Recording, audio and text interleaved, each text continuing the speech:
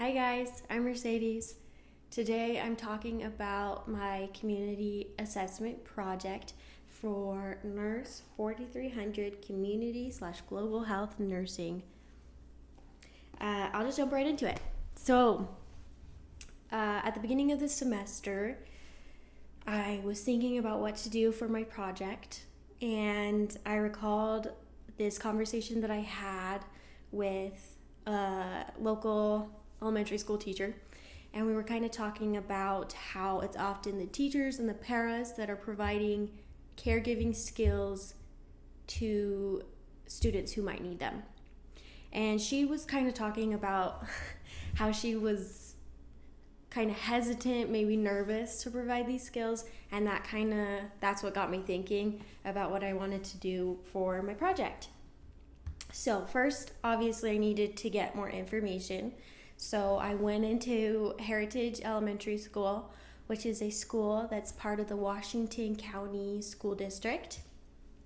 And I gathered some information, and this was confirmed that teachers and paras do perform these skills, especially in the life skills classroom, which I will get into more later.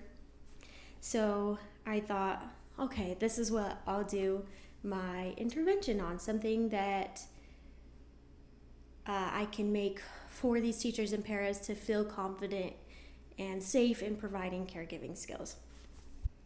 Also wanted to address the Healthy People 2030 objective that I also addressed by this project or intervention, and it is, so if you go over to the Healthy People 2030 site and you browse their objectives under neighborhood and built environment, there is increase the proportion of schools with policies and practices that promote health and safety. This is EH-DO1. And so it's just kind of saying that this objective currently has developmental status, meaning it is a high priority public health issue that has evidence-based interventions to address it, but doesn't yet have reliable baseline data.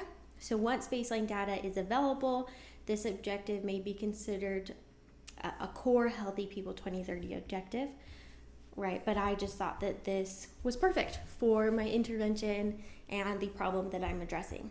I put together a little magazine booklet pamphlet that contains information, little tips and tricks about the caregiving skills that they're providing, so that if they're ever nervous, ever hesitant, want to refer back to something so that they feel confident in providing these cares, that they have something to refer back to.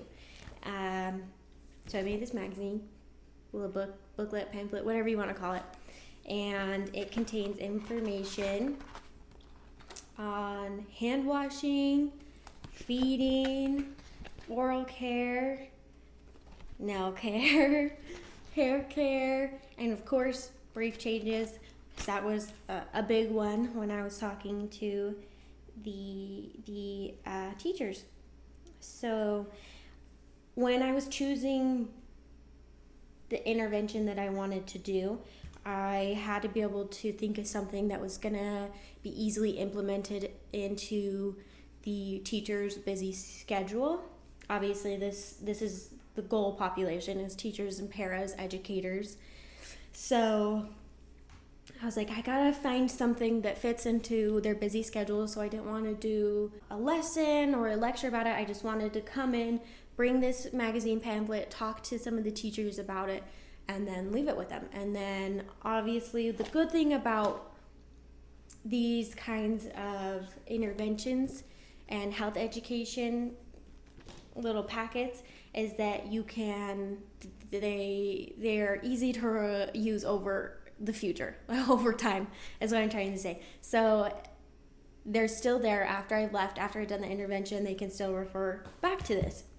Okay, so to implement my intervention, I went back to the elementary school that I assessed in the first place, which was Heritage Elementary School, and I brought my intervention. to teachers and paras, any educators that are involved with doing the caregiving skills. And I talked to them, gave them this information, how they could use it. Of course, I put my email on there just in case they had questions. And I especially gave it to the life skills classroom, which I talked about earlier. And the life skills classroom is for students who need extra attention, extra help with their education, and it's more one-on-one care. So these students often need caregiving skills. And so I especially gave some magazines to the teachers and paras involved in this classroom. And it was really cool to talk to them and visit some of the kids.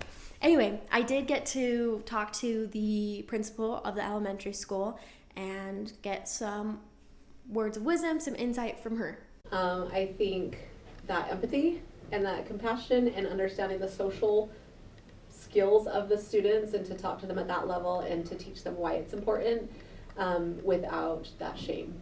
I think it's great. All right, so that was my community assessment project.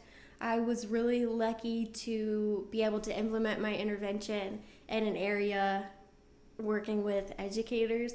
I got to see how similar nursing in some aspects is to education, and just kind of being able to relate to them and serve my community in a little bit of a different way. And so I was really thankful to have done my project in this area.